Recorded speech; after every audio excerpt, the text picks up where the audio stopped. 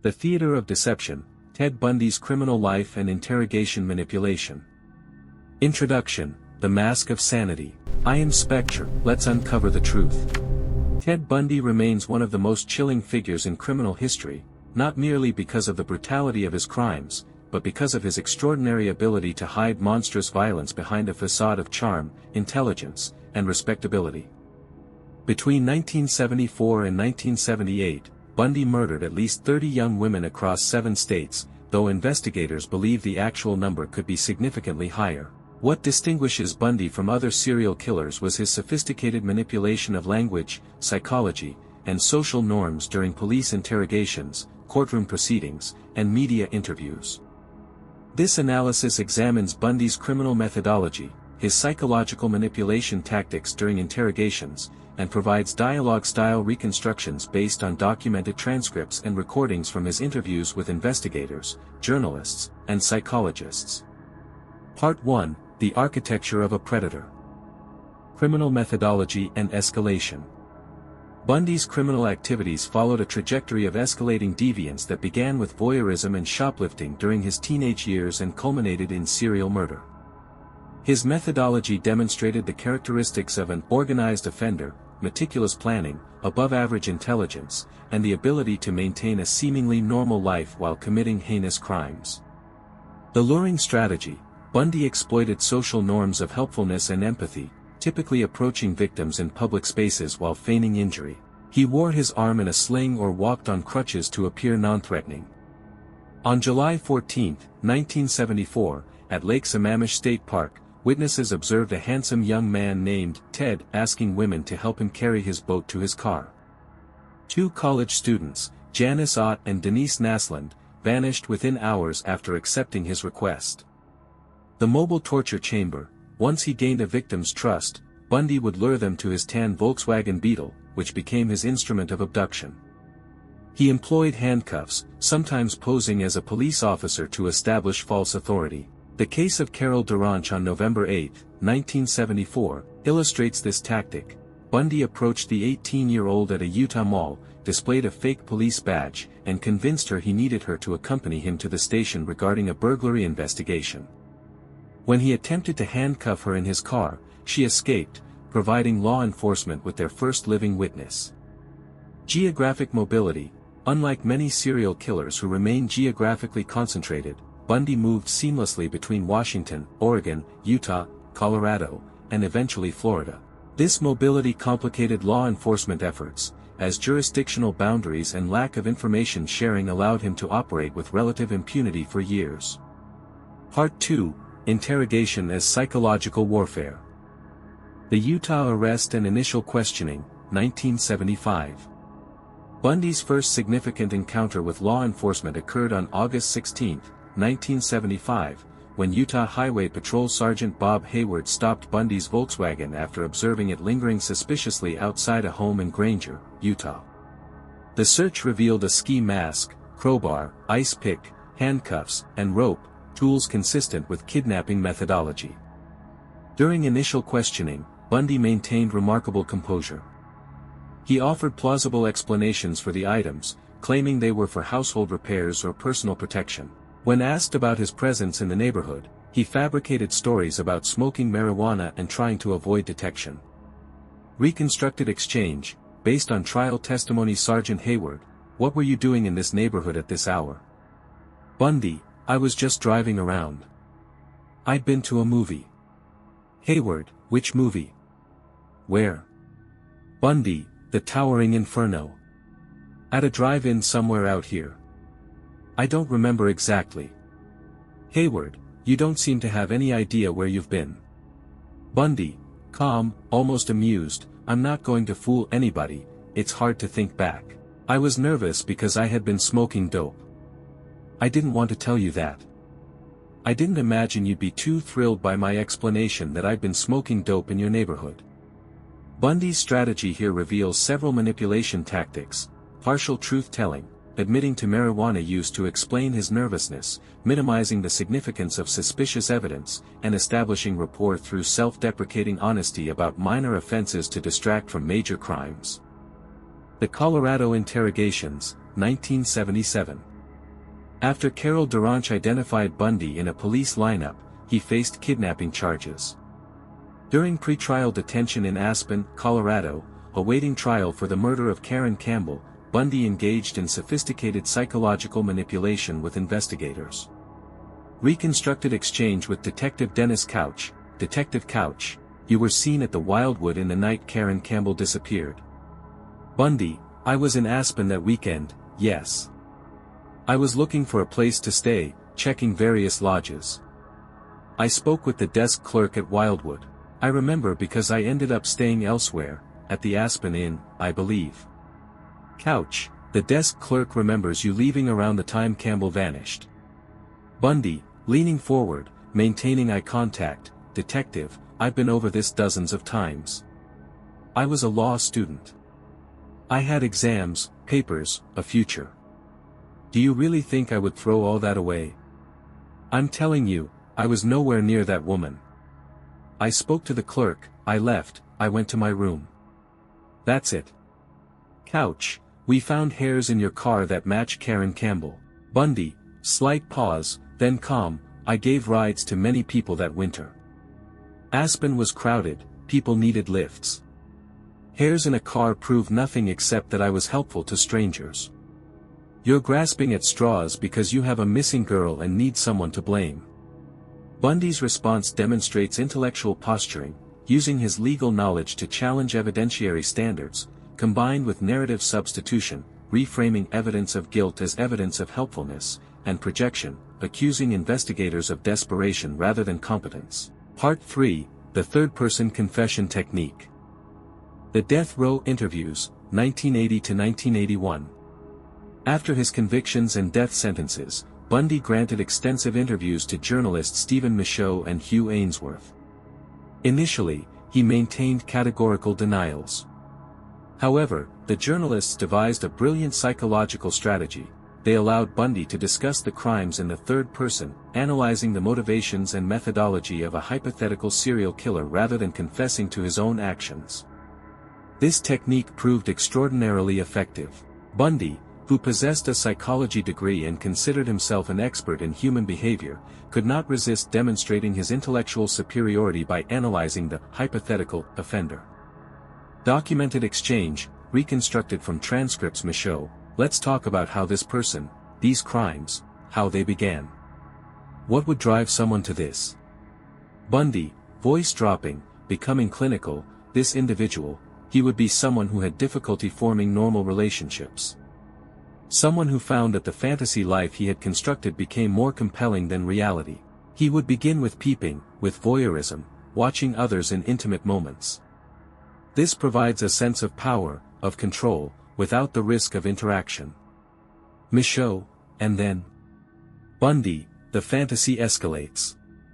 The gap between what he imagines and what he experiences becomes unbearable. He begins to think about possessing. Not just watching, but having. The object of his interest becomes an obsession. He begins to plan, to prepare. He learns that approaching women requires a mask, literally and figuratively. He must appear harmless, respectable, someone they would trust. Michaud, how would he approach them? Bundy, almost enthusiastic, he would study them. Learn their routines. But more importantly, he would create scenarios where they would come to him willingly. A broken arm, crutches, a request for help, these exploit the natural empathy that young women have been socialized to express. Can you help me with my books? My car? They see a handsome, well-spoken man, perhaps a bit vulnerable. They never see the predator until it's too late. Michaud, and once he had them. Bundy, pause, voice dropping, then he would have what he wanted. Total control. The ability to do anything. And he would find that the reality was different from the fantasy. The fantasy was clean, perfect. The reality was messy. So he would need to eliminate the evidence. The person. He would need to make them disappear. This exchange reveals Bundy's cognitive dissociation, speaking about himself as this individual, or he, to maintain psychological distance from his crimes. It also demonstrates his intellectualization, transforming brutal violence into abstract psychological analysis, and his need for control, as he essentially directs the interview, educating the journalists about serial killer psychology while never technically confessing. The psychology of third-person disclosure. According to forensic psychologist Robert Keppel, who interviewed Bundy extensively, allowing subjects to speak in the third person gives them the chance to talk directly about themselves without the stigma of confession. Bundy referred to himself as this individual, enabling him to discuss his crimes without legal repercussions or moral stigma. Documented quote from Bundy, "I had a guy sit down and tell me stories. I knew he was telling me stories. And yet, I also knew that, essentially, he'd done what they said he did, but he had a need to tell it a different way so he looked different, he looked better. In his own mind, okay. He wasn't a savage, lust-filled killer, but he was this guy who he just got mad. The bitch made him mad." So it's very curious how guys, some men who committed a series of murders over the years, in their own mind, will rewrite history to satisfy their needs. And they will lie. This statement is extraordinary because Bundy is simultaneously projecting, describing other killers' rationalizations while actually describing his own. Meta-analyzing, demonstrating awareness of psychological defense mechanisms. Maintaining distance, still speaking in generalities about some men rather than I. Part 4, The Florida Trials, Theater of the Absurd. Self-representation and courtroom manipulation. Bundy's decision to represent himself in his Florida murder trials created surreal spectacles of psychological manipulation. He frequently referred to himself in the third person as Mr. Bundy, or the defendant, creating cognitive separation between his legal persona and his criminal actions. Reconstructed courtroom exchange, Chi Omega trial, 1979. Prosecutor Larry Simpson, "Do you recall your testimony in Utah?" Bundy, calm, precise, "I recall testifying in Utah." Simpson, "Do you recall denying that you were at the Chi Omega sorority house on January 15, 1978? Bundy, "I recall testifying to my whereabouts on that date, yes." Simpson, "Were you at the Chi Omega house?" Bundy, "The defendant was not present at that location on that evening." Simpson, "You speak of yourself in the third person. Why?" Bundy, slight smile, "In a court of law, Mr. Simpson, precision matters. I am both the defendant and an officer of the court, having been admitted to practice before this tribunal. When I speak of the defendant, I speak of the party accused. When I speak as counsel, I speak with the authority of the court. This distinction is not merely semantic, it is fundamental to the adversarial process." Simpson, "It's fundamental to confusion, Mr. Bundy. You were seen leaving that house by multiple witnesses."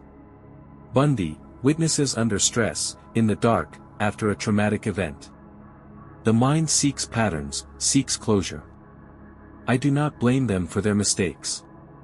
I merely note that identification under such circumstances is notoriously unreliable."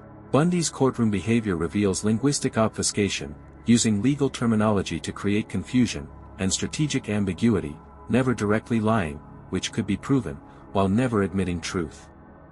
His reference to himself as the defendant, while simultaneously claiming to be an officer of the court, demonstrates role confusion designed to destabilize the proceedings. Cross-examining the survivor. Perhaps most disturbingly, Bundy cross-examined Carol Duranch, his surviving victim, during the Colorado trial. This created a traumatic power dynamic where the predator directly questioned his prey.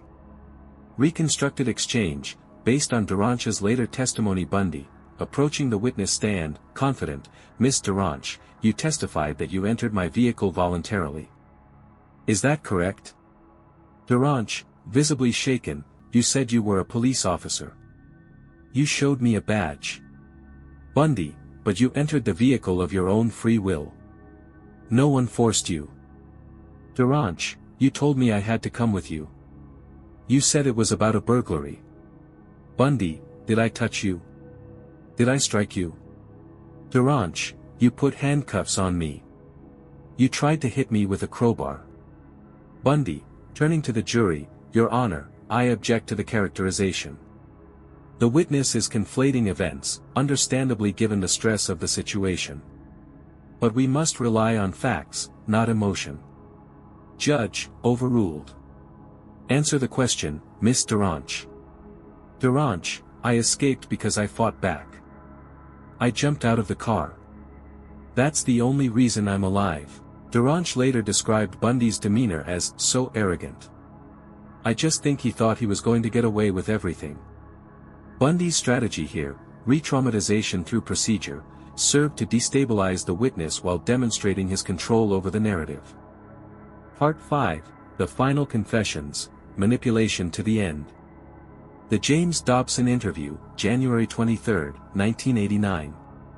One day before his execution, Bundy granted an interview to Dr. James Dobson, a Christian psychologist. This interview represents Bundy's final and most sophisticated manipulation attempt, externalizing responsibility for his crimes onto pornography and violent media while positioning himself as a cautionary tale rather than a moral monster. Documented exchange, based on transcript. Dr. Dobson, Ted, it is about 2:30 in the afternoon.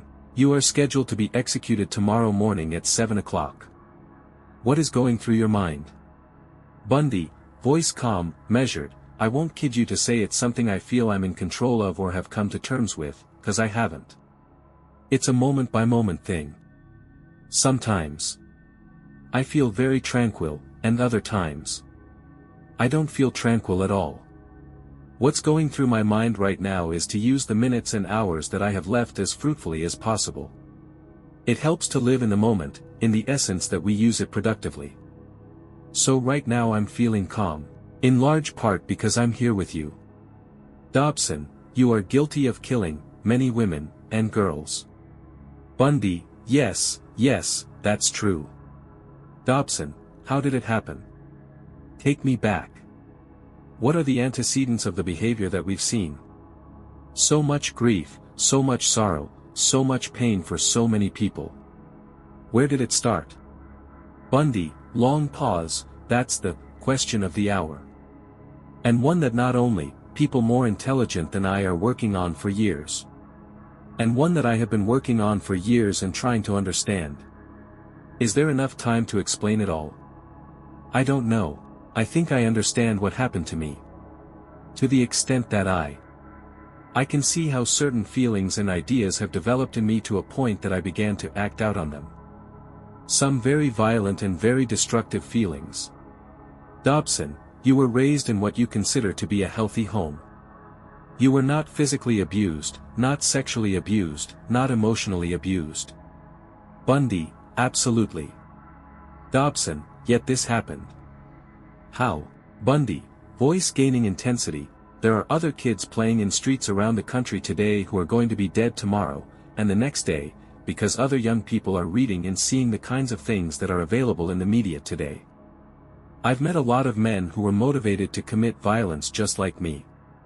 And without exception, without question, every one of them was deeply involved in pornography. Dobson, you are saying that pornography caused this? Bundy, I'm saying that it fueled the fires. It gave shape to the fantasies. It took what might have been controllable and made it inevitable. When I was young, I discovered softcore pornography in drugstores. Then, as I grew older, the need for more explicit, more violent material grew. It became an addiction.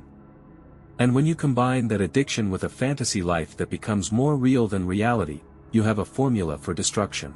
This exchange demonstrates Bundy's techniques of neutralization, specifically denial of responsibility, blaming pornography, appeal to higher loyalties, positioning himself as helping society by warning others, and condemnation of the condemners, implicating society's permissiveness as the true culprit. His statement, without exception, without question, every one of them was deeply involved in pornography, is factually dubious but rhetorically powerful. The Utah Confession Session, January 22, 1989. 2 days before his execution, Bundy met with Detective Dennis Couch, attempting to provide information about Utah victims. However, even in his final hours, Bundy maintained manipulation through partial disclosure and strategic vagueness. Documented exchange, based on audio recording Detective Couch, Ted, we need to find Deborah Kent. Her family has waited 15 years. Bundy, tired, voice low, Deborah, yes. The high school play. She left during the intermission. I was there. I approached her in the parking lot. Couch, where did you take her? Bundy, up into the mountains. The Wasatch. Near Fairview Canyon, I believe. It's been so long, the landmarks have changed. Couch, can you be more specific? We need to bring her home. Bundy, sighing, you could spend several lifetimes looking for something there. What I'm talking about here, in all likelihood, are remains that can't be found. The wildlife, after a week, there's not much left. Couch, did you bury her? Bundy, in my more coherent moments, yes. Those who've been found were not buried. Those who haven't been found, were buried. Couch, what about Nancy Wilcox? Nancy Baird, Bundy, pause, Nancy Wilcox, yes. Halloween. She was working at the gas station. I took her up into the mountains as well. But Nancy Baird, no. That one is not mine. I had nothing to do with that. Detective Couch later noted that Bundy appeared defeated, fatigued, exhausted, almost to the point of falling asleep at times. However, investigators believed Bundy's confessions were designed to frustrate rather than assist, providing enough detail to appear cooperative while withholding specific location information that would allow recovery of remains. His denial of Nancy Baird's murder, despite evidence suggesting his involvement, demonstrates selective confession, admitting to crimes where evidence was overwhelming while denying those where proof was circumstantial. Part 6, Psychological Analysis of Manipulation Tactics. Cognitive empathy without effective empathy. Forensic psychologists consistently identified Bundy as a prototypical psychopath, scoring highly on the Hare Psychopathy Checklist Revised, PCLR. His behavior demonstrated cognitive empathy, the ability to understand and predict others' emotional states, without corresponding effective empathy, the capacity to share or care about those emotions. This deficit allowed Bundy to read his interrogators and victims effectively, tailoring his approach to elicit desired responses, while remaining completely indifferent to the suffering he caused. During interrogations, he could mirror appropriate emotional responses when he believed they would serve his interests, but these were calculated performances rather than genuine expressions. Techniques of neutralization. Criminologists Sykes and Matza identified 5 techniques of neutralization that offenders used to justify their behavior: denial of responsibility. Bundy consistently externalized blame onto pornography, media violence, or the entity within him. Denial of injury. He minimized his crimes as sexual encounters or matters of a sexual nature that involve violence, avoiding terms like rape or torture. Denial of the victim. He objectified women as desired things or material possessions, implying they were complicit in their victimization by being in public spaces. Condemnation of the condemners. He portrayed the legal system as unfairly powerful, himself as a prisoner of war, and investigators as biased. Appeal to higher loyalties. He positioned his final confessions as altruistic attempts to help society understand and prevent future violence. Metaphorical euphemisms and linguistic manipulation. Analysis of Bundy's discourse reveals systematic use of metaphors and euphemisms to manipulate perception: hunting expedition, reframing murder as sport. Security over her, describing abduction as protection. Give it another lick, describing repeated rape as casual consumption. Means of dispatching someone, describing murder as sending someone away. Totally possess her, describing violence, rape, and murder as ownership. These linguistic choices serve to dehumanize victims, mitigate the severity of crimes, and preserve Bundy's self-image as a sophisticated, controlled individual rather than a violent predator. Conclusion: the persistence of manipulation. Ted Bundy's criminal career and his engagement with law enforcement demonstrate the terrifying effectiveness of psychopathic manipulation when combined with above-average intelligence and social skills. From his first police encounters in Utah through his decade on death row, Bundy consistently employed strategies designed to control information, manipulate perceptions, and maintain psychological dominance over his interrogators. His use of third-person discourse allowed him to discuss his crimes without legal or moral stigma. His self-representation in court satisfied narcissistic needs while attempting to destabilize judicial proceedings. His final confessions to Dobson and investigators represented sophisticated attempts to rewrite his narrative from serial killer to victim of circumstance or cautionary tale.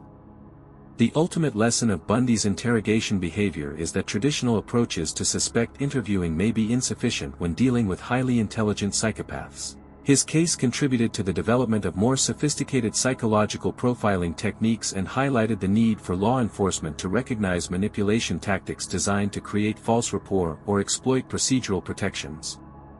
Bundy was executed in Florida's electric chair on January 24, 1989, at 7:16 a.m. He took the full truth of his crimes to his grave, maintaining control and mystery even in death, a final testament to his identity as a consummate gamesman who viewed human lives as pieces in his psychological chess game.